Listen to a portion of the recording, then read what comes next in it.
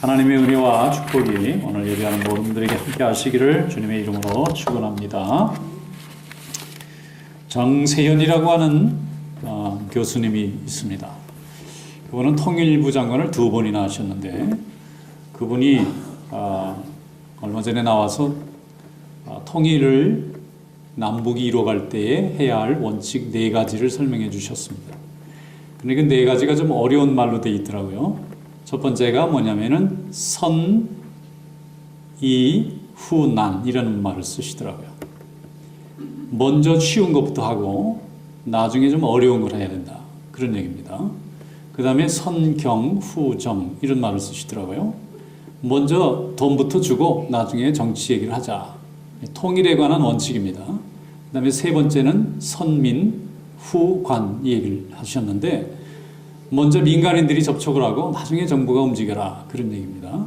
그리고 선공 후득이라는 말을 쓰시더라고요. 그는 먼저 제공하고 나중에 받을 생각을 해라. 이것이 햇볕 정책의 기초 골격인데 정센이라는 교수님이 원광대 교수고 총장을 하셨는데 그분이 그것을 디자인한 분입니다. 그리고 개성공단을 여는데 통일부 장관으로 실무를 해서 지금 엄청난 남북 사이의 인적 물적 교류에 실제 실무를 봤던 그런 분인데 이번에 나오셔서 얘기를 하는데 이게 18년 전에 했던 얘기예요. 18년 전에. 그런데 지난주에 우리 문재인 대통령하고 북한의 김정일 위원장이 판문점에 앉아가지고 도보다리에 휴게소에 앉아서 둘이 얘기를 하고 있더라고요. 제가 그 장면을 보는 순간에 그 18년 전에 디자인했던 남북 문제를 해결할 때 이런 원칙으로 하면 좋겠다 한 게 다 그렇게 진행됐더라고요. 지금까지. 꾸준히 진행됐더라고요. 이게 위장평화 쇼인지 잘 모르겠습니다. 또 적화 통일하려고 미군을 철수하게 만든 다음에 그냥 확 다 달라들어가지고 우리를 다 점령할지 그것도 잘 모르겠습니다. 그런데 한 가지 분명한 것은 역사의 큰 흐름을 바꾸기에는 북한이라는 나라가 그리 힘이 있어 보이질 않는다는 것입니다. 전쟁이라는 것도 혼자는 절대 못합니다. 6.25 때도 소련이 도와주고 소련은 무기를 대줬고 중국은 군사를 도와줬습니다. 병력을 30만 명이나 보내줬으니까 지금 그렇게 할 수 있을지 모르겠습니다. 소련은 이미 해체돼서 러시아라고 아주 쬐끄만 나라가 돼버렸고 중국도 미국하고 잘 지내지 않으면 살기 어렵고 그 70년 사이에 미국은 슈퍼파워가 됐어요. 가장 강력한 나라가 됐습니다. 1등 미국과 2등 중국 사이가 이게 몇 배 차이 정도가 아니라 수십 배 차이가 나는 기술력, 경제력, 군사력을 가지고 있는 이 시대에 이제는 한국과 북한이 떨어져 있는 것보다 같이 있는 게 유리하다고 주변국이 생각하는 지경까지 왔다는 거예요. 우리가 한다고 했으면 벌써 했을 건데 주변국이 동의를 안 한 건데 이제 와서는 동의를 하는 이유가 무엇입니까? 미국이나 중국이나 다 반대하는데 하는 것 같아요? 아닙니다. 찬성하기 때문에 하는 겁니다. 그러면 무엇인가 하면 하나님이 기회를 주신 겁니다. 그전에는 갈라져 있어야 일본도 경제적으로 우리 때문에 장사하고 중국도 갈라져 있어야 우리가 그분들이 이득 보는 게 많고 미국도 갈라져 있어야 이게 자기들의 정책에 유리한 게 많았는데 지금은 갈라져 있으니까 더 손실이 많아요. 붙여놔야지 이거. 붙여서 어느 한쪽이라도 좀 순하게 만들어놔야지 자꾸 무기 만들고 자꾸 이렇게 댐비 들고 그러니까 이러다가 큰 나라끼리 전쟁이라도 붙으면 이거 큰 손해 아닙니까? 하나님이 역사를 여기까지 끌고 오신 거예요. 그리고 그 이면에는 우리 한국의 백성들이 전쟁을 한번 경험해 본 그 쓰라린 고통의 추억, 이 상처가 있기 때문에 다시는 전쟁을 일으키지 않는 방법으로 갈 수 있게 해달라고 부르짖었기 때문입니다. 저는 그렇게 믿습니다. 기도의 힘이 아무것도 아닌 것 같지만 하나님 앞에 우리가 연약하고 부족하고 능력이 없으니까 주변국들이 도와주지 않으면 우리 힘으로는 자력 통일이 안 되니까 하나님께서 역사를 움직여서 주변국이 전쟁 안 하고 그냥 돈으로 좀 이렇게 싸움을 좀 말려서 통일의 길을 열어갈 수 있도록 지금 막 협조해 주는 거예요. 기도하는 이들이 아무 힘이 없고 무력한 것 같아 보였지만 이 기도가 결국은 하나님이 원하시는 방향대로 역사를 이끌어가는데 크게 역사한 줄로 믿습니다. 우리도 여기서 열심히 기도하는 거예요. 우리는 약합니다. 우리는 가진 것이 없습니다. 나라의 독립조차도 우리가 스스로 해결 못해서 남이 싸워서 진 걸 가지고 저절로 해방이 됐어요. 그럼 우리는 독립이라는 걸 못 써요. 해방이지. 남이 풀어줘서 저절로 풀린 거예요. 우리 역사는 그렇게 돼 있어요. 그런데 그게 더 하나님이 원하시는 방법에 더 가깝습니다. 이스라엘 백성도 해방된 거지 자기들이 애굽하고 싸워서 독립을 쟁취한 게 아닙니다. 그런데 이 세상에 자유를 얻는 방법은 스스로 싸워서 얻는 방법도 있지만 저절로 풀려나는 해방도 있는 거예요. 하나님이 다 이 땅에 하나님의 백성을 이끌어 가시고 살리시고 먹이시고 복을 주시는 방법의 하나입니다. 그러므로 우리는 성경적인 백성으로 살 수밖에 없도록 하나님이 지으셨어요. 우리가 스스로 힘이 있으면 자만했을 겁니다. 스스로 힘이 있다고 그러니까 일본이 그냥 호주부터 동남아까지 중국까지 다 삼켜드리려고 그러잖아요. 우리가 역사에서 보았지 않습니까? 힘이 없는 것이 때로는 하나님 앞에 더욱 선하고 바르고 겸손하면서 살 수 있는 길도 만들 수 있는 기회가 되는 것입니다.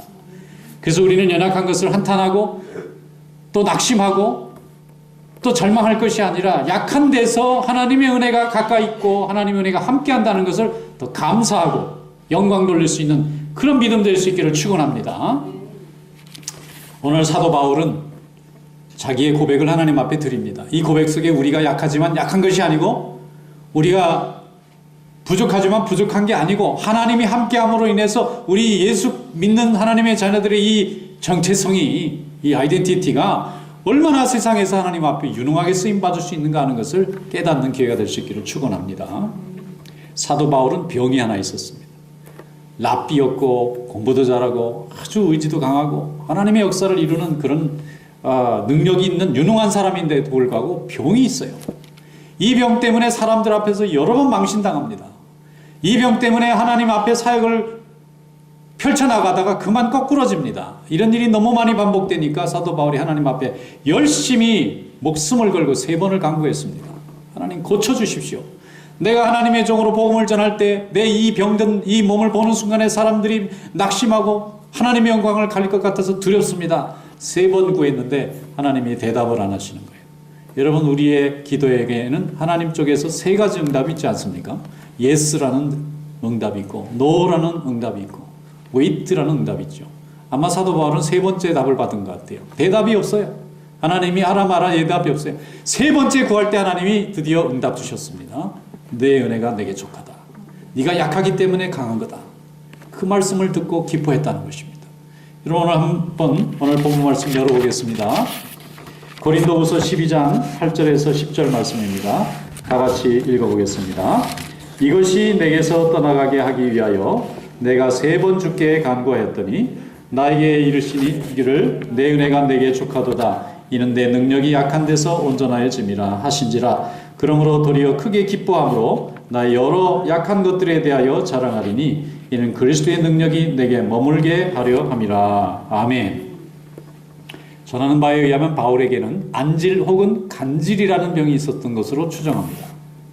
안질은 그 하나님을 예수 그리스도를 만나는 그 순간에 강한 빛으로 3일간 장님이 된 사건이 있었는데 그때 시력에 상당한 영향을 미쳐서 그 후에 일시적으로 시력을 완전히 잃어버리는 증세가 종종 나타날 것으로 추측하는 분이 있습니다. 왜냐하면 늘 건강한 분인데 갑자기 이런 일을 만날 일이 없는데 그때 시력에 큰 손상을 입은 게 아닐까 그렇게 생각하는 분이고 또 다른 분은 사도 바울이 그것 때문에 특히 갈라디아 교회에 보내는 편지 보면은 내가 너무 망신스러워서 얼굴을 들 수 없는데 여러분들이 나를 이렇게 이해해줘서 내가 사도 노릇을 하고 있습니다 라는 고백이 나오는 것으로 볼 때에 간질에 가까울 거라고 보는 분들도 있어요. 간질이다.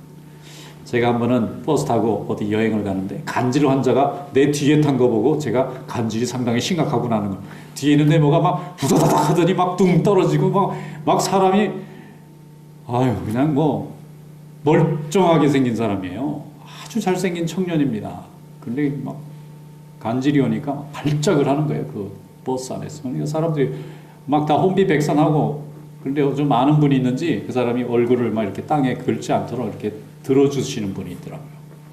그리고 조금 지나니까 또 툭툭 털고 멀쩡하게 또 앉아서 가는데 사람들이 다 바라보면서 정상적으로 안 보이는 거예요. 그런 일이 없을 때는 멋있는 준수한 청년으로 보였는데 그런 일을 하고 다시 앉으니까 불쌍해 보이는 거예요, 굉장히. 만약에 사도 바울에게 이런 병이 있어서 말씀을 전하거나 설교를 하거나 복음을 전할 때 이런 일이 종종 나타났다면 사도 바울은 정말 죽고 싶은 마음이 들었을 겁니다. 존경하는 사도고 능력 있는 사도고 하나님의 종으로 쓰임받아서 다 존경하는데 갑자기 여기서 발작 일으키고 뭐 뒤집어졌다가 거품 물고 있다가 다시 또 툭툭 일어나면은 그 다음부터 사람들이 마음이 다 식어버릴 거 아니겠어요. 그래서 이 문제로 복음 전하는데 너무 장애가 된다고 생각해서 사도 바울이 너무 고통스러우니까 그런 일이 있을 때마다 하나님 앞에 죽기를 각오하고 금식하고 기도한 거예요. 3번씩 기도했다는 겁니다. 그런데 3번째 하나님이 주신 응답은 안 고쳐주시겠다. 노라는 대답을 들었어요. 그 병이 있어야 이 사도 바울이 교만해지지 않고 겸손하게 자기가 이렇게 연약하고 부족한 존재라는 것을 알고 하나님 앞에 순종하는 믿음이 된다는 거예요. 하나님의 말씀은 그겁니다. 그걸로 인해서 자고하지 않고 자만하지 않고 하나님의 일을 항상 겸손하고 감사한 마음으로 할 수 있는 동기를 부여준다는 거예요. 이 약한 게 아니라 도리어 사도 바울을 끊임없이 지칠 줄 모르게 어떤 핍박도 박해도 굴복하지 않고 하나님의 복음의 말씀을 전할 수 있는 위대한 사도로 만드는 힘이 거기 있더라는 것입니다. 이것을 기도 중에 깨닫고 사도 바울은 진심으로 감사했습니다. 하나님이 나를 고쳐주시지 않는 이유는 나를 정말 사용하고 싶으셔서 나를 사랑하고 싶으셔서 나에게 이 병을 고치지 않고 나로 하여금 이 병든 몸을 붙잡고 하나님만 바라보게 만드셨구나 생각하니까 하나님의 은혜가 크다는 거예요. 오늘 말씀의 9절에 보면 이렇게 되어 있습니다. 내 은혜가 약한 데서 온전하여짐이라. 그러므로 도리어 크게 기뻐함으로 나의 약한 것을 도리어 자랑하노라 그랬습니다. 사도 바울은 발작이 일으키거나 병이 나고 나서 사람들이 그걸 볼 때마다 이제는 자기 자신을 아름답게 꾸미려고 하는 모든 기대를 내려놓고 나같이 이렇게 병들고 발작이 일어나는 사람도 하나님의 복음에 이렇게 쓰임받을 수 있다는 사실을 저들이 깨닫고 나를 오히려 불쌍히 여기고 하나님께 영광을 돌리구나 하는 걸 알고 자랑한다는 거예요. 자기 병을 자랑해요. 나 발작하는 사람입니다. 나 간질이 있습니다. 그래도 하나님 말씀 전합니다. 하나님 살아계십니다. 내가 하나님 믿는 것을 여러분 믿고 믿어지거든. 하나님 믿으세요. 그리고 그리스도의 복음을 전한 거예요. 사도 바울은 어떻게 되든지 복음만 전하면 너무나 기쁘고 좋은 사람인데 자기의 병이 복음을 더 잘 전하게 하는데 쓰임받는다는 것을 몰랐던 거예요. 여러분, 우리가 연약하지만 그 연약한 중에 하나님께서 은혜 주신 줄로 믿습니다. 우리 민족이 수많은 침략을 당하고 능력이 없고 연약했지만 오히려 하나님을 간절히 붙잡고 하나님께서 우리에게 주신 그 은혜를 사모하면서 인내하고 기다렸기 때문에 오늘처럼 화해할 수 있는, 또 통일할 수 있는, 또 부흥할 수 있고 축복받을 수 있는 길로 하나님이 만드신 줄로 믿습니다. 우리 한국교회가 제가 어릴 때부터 태어나서 교회만 오면 기도하는 기도 제목이 하나 있었어요. 그게 뭔지 아십니까? 북한 땅에 교회들이 많이 세워지게 하여 주시옵소서. 교회가 보이면 기도밖에 하는 게 없잖아요. 그럼 사람들이 지나가면서 조롱했을 거예요. 그렇게 기도한다고 교회가 생기냐? 가서 협상을 하고 타협을 하고 전쟁을 해서 물리치든지 아니면 돈으로 사든지 해서 교회를 세워야지 기도한다고 교회가 되겠느냐? 그런데 세월이 이렇게 지나고 보니까 하나님의 시간표는 정확하신 거예요. 우리가 그저 눈물로 기도하는 힘밖에 없잖아요. 우리한테 무슨 힘이 있어서 전쟁을 일으키고 우리에게 무슨 힘이 있어도 돈으로 통일을 사겠습니까? 하나님 앞에 그곳에 교회를 세워달라는 목표 하나로 기도했더니 하나님이 문을 열어가잖아요.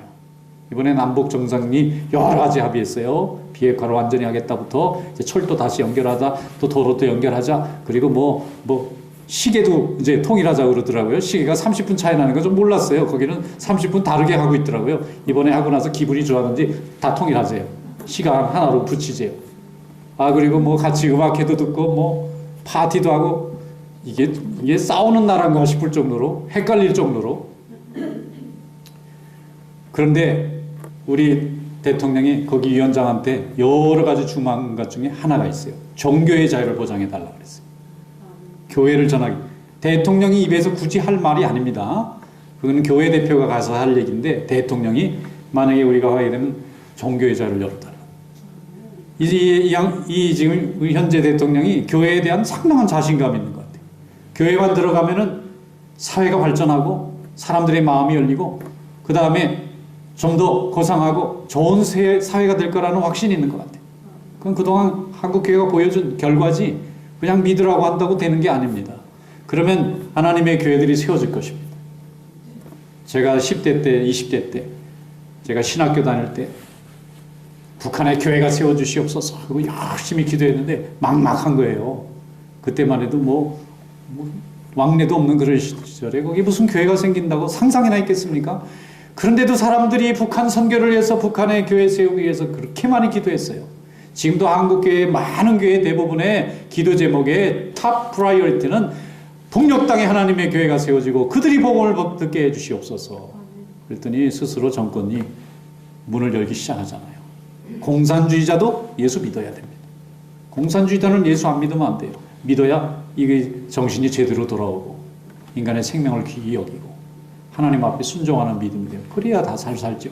하나님에게 복을 받으려면 예수 잘 믿어야 되는데 연약한 자의 기도 같은 작은 기도도 하나님 앞에 상달되면 하나님이 역사의 수레바퀴를 옮겨서 스스로 자기들이 필요해서 화해하게 만들고 통일하게 만들고 하나님이 인도해 주신 줄로 믿습니다.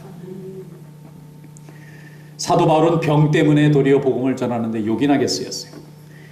욥이라는 사람 있지 않습니까? 욥은 한 날 한시에 자녀 10명을 다 잃어버렸습니다. 자녀가 한 날 한시에 다 세상을 떠났다 그러면 맨정신으로 부모가 살 수 없을 겁니다. 또 자기가 일생 동안 이루는 모든 재물을 한 날 다 잃어버렸습니다. 다 탈취당했습니다. 거기에 마지막 남은 몸에 엄청나게 무서운 병까지 걸렸습니다. 숨 쉬는 것조차도 힘들다고 욥이 말했어요. 그런데 그 고난의 끝에 하나님을 보는 영광을 누립니다. 이전에 고난당하기 전에는 하나님을 귀로만 들었는데 이제는 눈으로 하나님이 보입니다라고 고백했습니다. 욥기 42장 5절에 내가 주께 대하여 귀로 듣기만 하였사오나 이제는 눈으로 주를 배웠나이다. 하나님을 볼 수 있는 은혜가 고난의 끝에 있어요. 그러므로 하나님을 붙잡는 우리의 믿음을 놓지 말고 끝까지 주님을 의지하는 믿음 되시기 바랍니다. 욥기 1장 21절 주시니도 여호와시요 거두시니도 여호와시니 여호와 이름이 찬송을 받으실지로다. 이런 믿음은 쉽게 나오는 것이 아닙니다.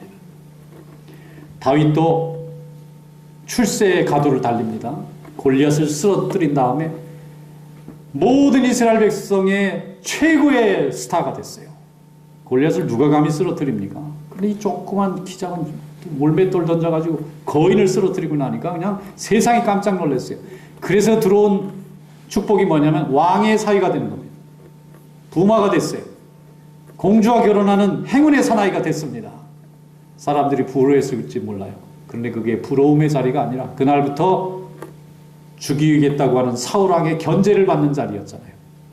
나중에 저절로 편안하게 사울왕에게 대접받으면서 우리 사위 좀 잘 키워줘가지고 큰 벼슬자리 올리고 나중에 왕위도 물려받을 수도 있는 그런 사람이 됐으면요, 다윗은 교만한 사람으로 끝났을 겁니다. 그 다음에 철 모르는 사람으로 끝났을 겁니다. 나라를 그렇게 하나님 앞에 예배하고 영광 돌리는 그런 위대한 나라로 만들지 못하고 그 개인 사울 가문의 뒤를 이어가는 그저 단순한 왕으로 끝났을 겁니다. 그런데 다윗이 그렇게 되질 못하고 미움을 받아요. 10년 넘게 최고 권력자인 사울 왕의 추격을 받습니다. 아침에 깨면 오늘은 안 잡혀 죽었구나 생각하면서 도망다녔어요. 그렇게 13년을 도망다닌 후에 사울왕이 전사하자 모든 이스라엘 백성들이 우리나라를 이끌고 지킬 사람은 다윗밖에 없다. 그래서 사람들이 스스로 찾아와서 왕이 된 사람이에요. 그는 도망다니면서 사람이 뭔지 인생이 뭔지 하나님이 누군지를 철저하게 경험했어요. 겸손했습니다. 그리고 교만하지 않았습니다. 그 겸손했기 때문에 그 주옥 같은 시편이 나왔어요. 그가 편안하게 대접받으면서 쉽게 왕이 되었더라면 절대 나올 수 없는 인류가 함께 공유할 수 있는 믿음의 재산을 만들어냈어요. 그리고 그런 예배의 틀을 만들어내고 성전을 지을 수 있는 준비를 다 해놓고 찬양대를 만들고 하나님 앞에 인류가 예배 드릴 수 있는 모든 중요한 시스템을 다 만들어 놓는 축복의 주인공이 되었습니다. 고난이 그렇게 만든 것입니다. 위기가 그를 그렇게 만든 것입니다. 우리의 약점은 하나님 앞에 나아가면 약점이 아니라 강점으로 바뀝니다. 이것이 하나님이 우리에게 주시는 큰 축복입니다. 인간의 연약함을 통해서 우리는 하나님 앞에도 가까이 가는 믿음의 뜨거움이 이루어집니다. 그리고 하나님을 간절히 붙잡으면 하나님은 역사도 바꾸시고 인생도 바꾸시고 하나님의 능력을 이루어가는 그런 주인공들로 만듭니다. 사도행전에 보면은 마가의 다락방에 사람들이 모여서 열심히 기도합니다. 이유가 뭔지 아세요? 약자가 되어버렸어요. 예수님을 잃어버렸습니다. 그리고 예수님을 죽인 자들이 이제 예수를 따르는 제자들도 죽이겠다고 하니까 이들이 서로 다투고 아웅다웅하다가 한 마음이 됐어요. 이제는 우리가 다 동일한 예수님의 제자니 이제 도망갈 데도 없고 모여서 하나님 앞에 우리의 기도를 간절히 구하자 해서 저들이 뜨겁게 기도할 때에 오순절 성령의 사건이 일어났습니다. 그들은 그저 무서워서 기도한 것뿐입니다. 그런데 그들이 받은 성령의 역사는 인류의 역사를 바꾸는 중요한 사건이 되었어요. 그로부터 교회가 생겨나고 세례받고 하나님께 돌아오는 예전에는 보지 못했던 새로운 백성들이 세상에 등장했는데 그들이 무서워서 아무 힘이 없어서 마가의 집에 늘 익숙한 자리에 모이던 자리에 모여서 기도한 것밖에 없습니다. 그들은 무슨 대단한 계획을 준비하려고 했던 것도 아니고 하나님 앞에 내 목숨 하나 살려달라고 모였던 건데 그 자리에서 하나님의 이름을 부르짖었기 때문에 하나님이 그들을 통해서 인류에게 구원의 역사를 여는 교회의 역사를 여는 하나님의 축복으로 만들어주신 줄 믿습니다. 사도행전 1장 14절에 여자들과 예수의 어머니 마리아와 예수의 아우들과 제자들이 더불어 마음을 같이하여 오로지 기도에 힘쓰더라 그랬어요. 그들이 모여서 뭐 떡을 뗀 것도 아니고 뭐 무슨 행사 준비한 것도 아니고요. 오로지 기도에만 힘썼습니다. 기도에는 할 수 있는 방법이 없으니까. 기도에는 어떻게 하소연할 것도 없으니까. 오늘 하나님은 우리에게 동일한 은혜를 주시는 줄로 믿습니다. 우리 자신을 보면 참 연약합니다. 가진 것도 없고 뭐 능력도 없습니다. 그런데 우리가 능력이 없는데도 우리 하나님께서는 우리같이 연약한 자들을 들어서 오늘도 교회를 세우시고 가정을 세우시고 역사를 세우시고 세상을 하나님의 백성으로 인도하시는 줄로 믿습니다. 한 미국 선교사가 있었습니다. 젊은 아주 매력 있는 여자 선교사였어요. 그분이 잘 배우고 유능하신 분인데 중국에 선교하겠다고 서원했습니다. 그리고 중국으로 젊은 시절에 갔어요. 결혼해서 아이를 낳았는데 지체 아이를 낳았어요. 첫째 딸을 낳았는데 아이가 정상인이 아닌 거예요. 이 선교하러 왔는데 이 아이를 이렇게 낳으니까 이 어머니가 얼마나 고통스러운지 견딜 수가 없는 거예요. 항상 하나님의 일에 이 아이 때문에 계속 방해를 받는 거예요. 나중에는 이 아이가 뭐 앓고 병들으면 그냥 그대로 그냥 하나님 앞에 갔으면 좋겠다는 생각이 들 정도로 짐처럼 느껴지고 이것 때문에 사람들과 만남도 자꾸 차단하고 하나님의 하던 사역도 자꾸 줄어들이고 너무 괴로운 거예요. 차라리 나도 그냥 하나님 앞에 빨리 갔으면 좋겠다고 굉장히 고통스러운 인생을 보냈어요.